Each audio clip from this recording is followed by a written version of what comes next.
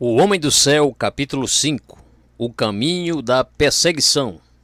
Esplendores que levem à morte, se constante não voltes atrás.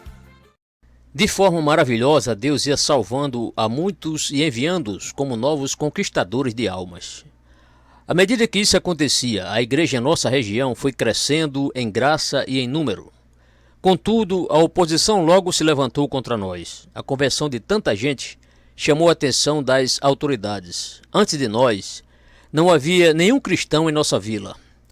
Passaram a perseguir minha mãe, pois acreditavam que ela era a líder de nossa igreja. Colocaram na cabeça dela um grande chapéu com orelhas de burro e fizeram com que ela desfilasse com ele pelas ruas.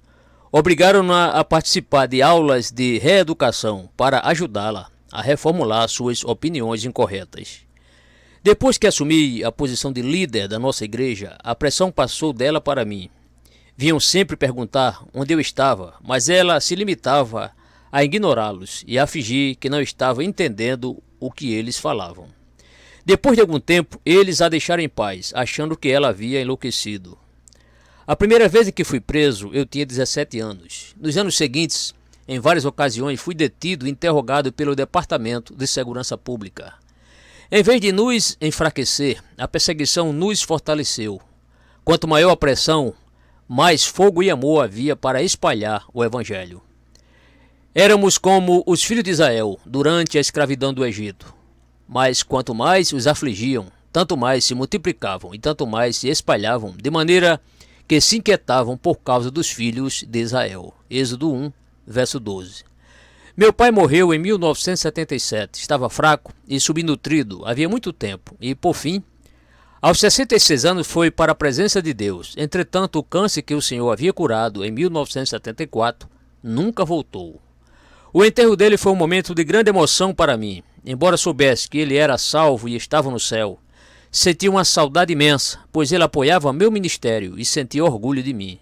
Sempre me incentivou a servir ao Senhor de todo o coração. No inverno de 1978, começamos a batizar os convertidos. A única maneira segura que encontramos para fazer isso foi cortar um buraco no rio congelado e batizá-los na água gélida durante a noite, enquanto os policiais dormiam. Em muitas ocasiões, batizamos centenas de convertidos nos rios e correntes de água do sul de Renan. Às vezes, Deus realizava um milagre e ninguém sentia a água gelada. Alguns chegaram a comentar que ela estava morna. No fim da década de 1970, multidões se convertiam todos os dias. A necessidade de ensino e crescimento na fé era imensa. Embora eu tivesse pouco mais de 20 anos, era considerado um líder maduro e era um dos cristãos mais antigos, pois havia me encontrado com o Senhor em 1974.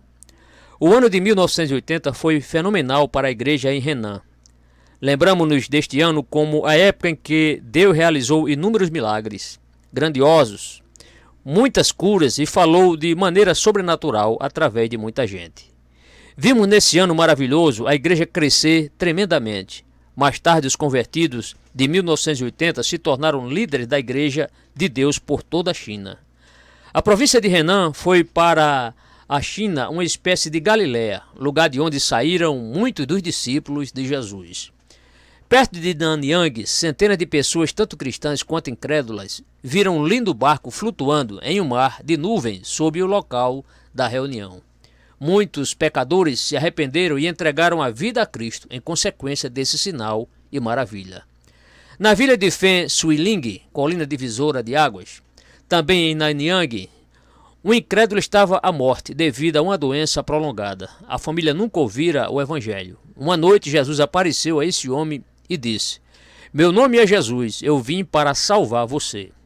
Fen Suiling fica em uma região montanhosa, remota.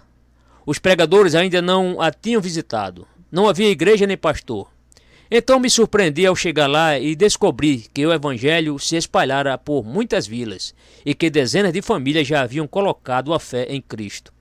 O próprio Jesus pregara o evangelho a eles. Esses novos crentes estavam famintos, desejando receber o ensino da palavra. Em dezembro de 1980, poucas semanas antes do Natal, o diabo usou uma nova forma de tentação e engano. Em lugar de torturas e demonstrações de força, passou a usar insinuações sutis e artimanhas furtivas. O governo convocou uma reunião de 120 representantes religiosos de todo o país. Foram convidados líderes muçulmanos, budistas, taoístas e cristãos. Ainda não sabíamos nada sobre a Igreja dos Três Poderes que o governo estava organizando. Três poderes. Relacionava-se aos três princípios que orientavam o movimento: autopropagação, autossustento e autogoverno. A maioria dos cristãos considerava isso bom e se regozijava porque parecia estar raiando um novo dia em que os crentes poderiam adorar em liberdade, sem interferência nem perseguição. Dirigi-me à reunião completamente aberto à ideia de me unir à nova igreja e liderar o trabalho em nossa região, caso fosse essa a vontade de Deus. O Departamento de Assuntos Religiosos, o DAR, e o DSP locais organizaram juntos a reunião. Pretendiam escolher presidente e membros para o comitê de cada religião. O chefe do DAR me convidou para a reunião porque eu tinha a reputação de pregar o evangelho e também porque eu possuía uma Bíblia. Mais de 90% dos delegados queriam que eu fosse presidente da Associação Cristã. Mas alguns me difamaram em público, afirmando que eu não era pastor, pois não havia frequentado o seminário. Um homem chamado Ró foi o principal acusador, porque queria o cargo. Alegou que acreditava em Jesus desde o útero de sua mãe. Contudo, era fato notório que ele negara o Senhor durante a Revolução Cultural e que seguia uma teologia liberal extremamente centrada no homem. No decorrer da reunião, anunciou com orgulho que era muito mais qualificado do que eu, pois frequentara o seminário e até cursava a escola missionária antes de 1949. Assegurou que era a pessoa certa para assumir a responsabilidade pela igreja em nossa região. Ró afirmou que o governo deveria se opor a mim e aos meus colaboradores porque íamos por toda parte ilegalmente pregando o evangelho, curando os enfermos e expulsando demônios. Disse que tínhamos de parar com isso porque perturbava a ordem social e ameaçava a paz e a estabilidade.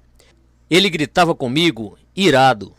Fiquei calado o quanto aguentei, mas depois senti o fogo de Deus arder em meu interior, como se deu com Jesus ao confrontar os cambistas no templo.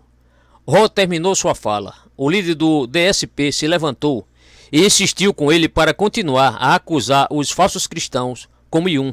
Esfregando as mãos com alegria, disse: "Por favor, conte tudo o que o senhor sabe sobre como Yun e seus colaboradores têm perturbado a ordem social.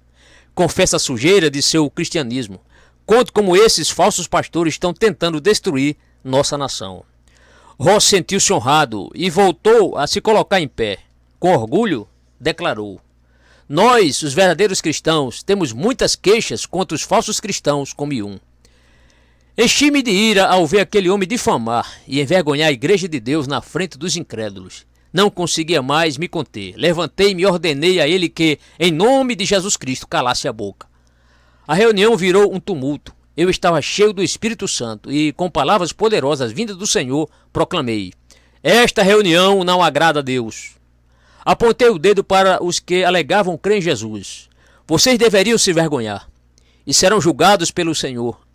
A Bíblia afirma que crentes incrédulos não devem estar sob o mesmo jugo. Como poderiam habitar juntas as trevas e a luz? A igreja de Deus não tem comunhão com os ídolos. O Senhor e a igreja dele julgarão vocês." Antes que eu terminasse de falar, irmãos e irmãs cristãos vieram para perto de mim com lágrimas nos olhos e me empurraram para minha cadeira. Eles imploravam para que eu me calasse antes que piorasse ainda mais a situação. O DSP e os líderes religiosos ficaram furiosos. Levantaram-se, bateram com o punho na mesa e me ameaçaram. "Por que você acha que pode interromper a reunião? Nunca mais terá permissão para participar." Assim que eu vi isso, voltei a me erguer e declarei: "Vou embora agora. Nunca mais me convidem para uma reunião desse tipo."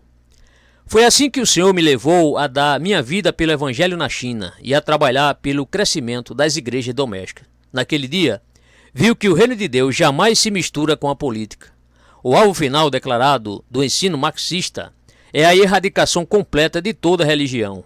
A noiva pura de Cristo nunca poderá ser controlada por um governo ateu, nem liderada por homens que odeiam o Senhor. A verdadeira igreja não é uma organização controlada por regras humanas, é uma coleção santa de pedras vivas, sendo Jesus a pedra angular. Saí da sala me sentindo livre como um pássaro. Um novo cântico nasceu em meu coração. Desde que saí de casa, eu carrego minha cruz, indo aos confins da terra por Jesus. Compartilhei do sofrimento do meu Senhor, proclamando o evangelho com lágrimas nos olhos. Muitas vezes, sob vento e chuva, lágrimas correram pelo meu rosto. Há grande peso em meu coração, mas o amor de Jesus me guia. Seu amor e sua graça me encorajam e me sustentam a cada dia. Orei. Senhor, para onde irei? Senhor, como será meu futuro? Imediatamente ele me fez lembrar de Jeremias 1, versos 5 a 8. Antes que eu te formasse no ventre materno, eu te conheci, e antes que saísses da madre, te consagrei e te constituí profeta às nações. Então lhe disse eu, Senhor Deus, eis que não sei falar, porque não passo de uma criança. Mas o Senhor me disse, não digas, não passe de uma criança, porque a todos a quem eu te enviar irás, e tudo quanto eu te mandar falarás. Não temas diante deles, porque eu sou contigo para te livrar, diz o Senhor. Nos meses que se seguiram, o Senhor começou a me ensinar a reconhecer a diferença entre a igreja dele e a igreja dos três poderes.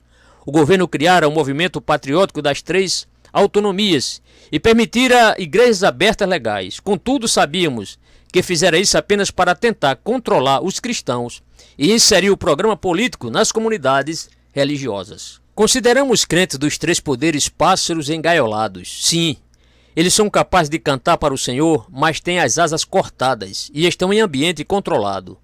Só são livres dentro das restrições que lhe foram impostas.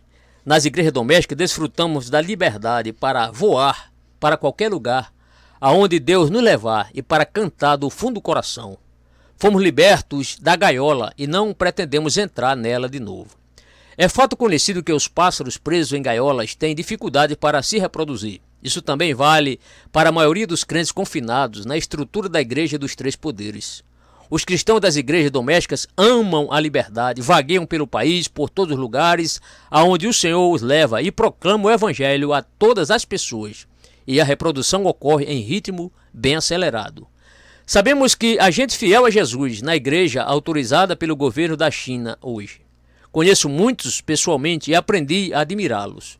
O problema não está nos pássaros engaiolados nas igrejas, três poderes, mas sim na liderança corrupta e no poder político usado para controlar o povo. Os líderes restringiram ao máximo a liberdade dos pastores e membros da igreja dos três poderes. Ninguém pode ministrar sem a permissão deles. O evangelismo é desaconselhado. Todo o trabalho com crianças foi proibido. Chegaram a proibir a pregação de certas porções da Bíblia, como a segunda vinda do Senhor Jesus. Também é proibido ensinar sobre curas divinas e libertação dos demônios. Todo o livro do Apocalipse foi banido. Nós, nas igrejas domésticas, simplesmente não podemos aceitar esse tipo de controle e interferência. Cremos que Jesus, e não o governo, é o cabeça da igreja. Rompemos com a igreja dos três poderes e adotamos postura firme contra todas as tentativas de nos colocar sob o domínio dela. As autoridades chinesas reagiram com uma longa temporada de caça aos pássaros. Não suporta as aves livres que se recusam a acatar seu controle. De vez em quando conseguem pegar uns pássaros e os prendem atrás de barras de ferro. Mas até dentro dessas gaiolas, os pássaros livres põem ovos e se reproduzem, conquistam muitas almas para o Senhor nas prisões. Nessa época, comecei minha carreira no evangelismo de fuga. Isso significa que eu pregava o evangelho e fugia logo para outro lugar, com a polícia nos meus calcanhares, exatamente como Jesus instruiu seus discípulos. Quando, porém, vos perseguirem numa cidade, fugi para outra. Mateus 10, 23. Em julho de 1981, escapei por um triz de ir para a cadeia, ao ser detido quando dirigia uma reunião de 120 crentes de igrejas domésticas. O pneu do carro da polícia que me levava para a delegacia furou e consegui desaparecer na escuridão. Naquela noite, prostei-me no solo molhado e clamei a Deus. Por que eles nos tratam assim? Por que o Senhor não nos protege? O Espírito Santo me fez lembrar de dois textos bíblicos. Porquanto, para isto mesmo fostes chamados, pois que também Cristo sofreu em vosso lugar, deixando-vos exemplo para seguirdes os seus passos. 1 Pedro 2, 21. Embora o Senhor vos dê pão de angústia e água de aflição, contudo, não se esconderão mais os teus mestres. Os teus olhos verão os teus mestres. Quando te desviares para a direita e quando te desviares para a esquerda, os teus ouvidos ouvirão atrás de ti uma palavra dizendo: este é o caminho, andai por ele. Isaías 30, versos 20 e 21. Mais uma vez ele me fez lembrar do chamado para pregar o evangelho no oeste e no sul. A graça de Deus é suficiente para mim e os caminhos dele são mais elevados que os meus. Temos de nos submeter a ele e aceitar tudo o que ele permite que aconteça. Há períodos de paz e outros de lutas e perseguição, mas tudo vem do Senhor para nos moldar e nos transformar nos vasos que ele deseja que sejamos. Naqueles dias, muitos de nossos companheiros não podiam ir para casa porque eram procurados pela polícia. Se voltassem, seriam presos imediatamente. Por isso fugiram para comarcas e cidades diferentes pregando o evangelho. Nem minha esposa podia ir para casa. A polícia entrava nos lares e confiscava nossos pertences. O ministério tornou-se noturno. Nós nos reunimos à noite e dormíamos de dia para diminuir as chances de sermos identificados. Todos nós sentíamos profundamente encorajados pelo exemplo deixado pela igreja primitiva. Sabíamos que o que estava acontecendo conosco não era novidade. Milhares de crentes de todos os séculos haviam sofrido provações semelhantes e ainda assim tinham perseverado até o fim. A palavra do Senhor confortava e fortalecia nossos corações. Lembrai-vos, porém, dos dias anteriores em que, depois de iluminados, sustentaste grande luta e sofrimentos, ora expostos como em espetáculo, tanto de opróbrio quanto de tribulações, ora tornando-vos co-participantes com aqueles que desse modo foram tratados, porque não somente vos compadeceste dos encarcerados, como também aceitaste com alegria o espólio dos vossos bens, tendo ciência de possuirdes vós mesmo patrimônio superior e durável. Hebreus 10, versos 32 a 34. Durante vários séculos, o evangelho lutou para se estabelecer na obstinada China. O solo era rochoso demais e não acolhia a raiz do evangelho. Mas, em seu tempo, Deus cumpriu seu propósito e estabeleceu a sua igreja. Sofrimento, perseguição e prisão fizeram o evangelho se espalhar rapidamente pelo país. Se nossa vida fosse fácil, provavelmente teríamos permanecido cada um em sua vila. No entanto, como estávamos sempre fugindo para nossos lugares, a mensagem se espalhou para muitas regiões. O DSP ofereceu uma recompensa pela minha captura. Fui acusado de perturbar a ordem social. Havia cartazes com minha foto como procurado em todas as estações de trem e de ônibus, em centenas de postes telegráficos e nos muros. Policiais à paisana tentavam me encontrar nos locais públicos. Fui detido várias vezes, mas o Senhor sempre permitia que eu escapasse. Certa ocasião, realizamos uma grande reunião no celeiro de uma fazenda, numa região afastada. O Espírito Santo me moveu com tanto poder que os crentes não conseguiam ir embora. Ficaram adorando a Deus a noite toda, todas as noites. Chegou um dia em que eu precisei dormir. Para me afastar do celeiro, onde a música era muito alta, resolvi me deitar na plantação de milho que ficava nas redondezas. Dormi profundamente quando o DSP chegou e prendeu os outros líderes. Foram todos amontoados nos veículos policiais e levados à delegacia para interrogatório. A polícia descobriu que eu estava pregando e queria me encontrar. Ficaram sabendo que eu estava dormindo em algum lugar, mas ninguém sabia que eu estava na plantação.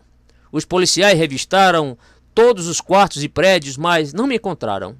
Então tiveram a ideia de desligar o gerador a diesel, que fazia muito barulho, para me localizarem na noite silenciosa. Logo ouviram um barulho na plantação. Era meu ronco. As botas de bico de metal me acordaram. Contudo, eu estava dormindo fora do celeiro e ninguém podia provar que eu estava envolvido na reunião. Foram obrigados a me deixar livre. Esses incidentes foram os primeiros de muitos anos de provações e sofrimentos. O Senhor começou a nos ensinar a andar pelo caminho da perseguição. Deling relata: no início da década de 1980, nenhum de nós tinha Bíblia. Havia centenas de membros nas igrejas, mas possuíamos apenas um Novo Testamento. Pouco depois, começamos a receber exemplares como resultado da Operação Pérola, em que cristãos estrangeiros tiveram a coragem de levar 1 milhão de Bíblias para a China em um navio. Quando as recebemos, estávamos molhadas e tivemos de secá-las ao sol e separar as páginas, mas isso não nos incomodou. Para nós, as Bíblias eram mais preciosas do que ouro. Nesse tempo, um se colocou contra a igreja controlada pelo governo e eu recebi uma visão do Senhor. Eu caminhava em direção a um espelho na parede, onde vi que havia 2 Bíblias sobre minha cabeça. Na visão descobri que podia voar como um pássaro, estava totalmente livre. Pousei em uma rocha, com as Bíblias ainda na cabeça. Quando me coloquei sobre a rocha, homens e mulheres perversos me vaiaram e jogaram sujeiras em mim. Queriam me destruir, mas eu podia voar em segurança, no espírito, toda vez que eu precisasse. O Senhor me mostrou que era esse o tipo de vida que eu teria com o meu marido. Por um lado, seríamos livres no espírito, mas por outro, teríamos muitos inimigos que iriam querer nos perseguir e destruir. Poderíamos voar no espírito, mas todas as vezes que pousássemos, teríamos esse tipo de experiência. Foi uma revelação clara da vida que se seguia. Não entendi a visão naquela hora, mas com o passar dos anos fui vendo tudo acontecer exatamente como o Senhor me mostrara.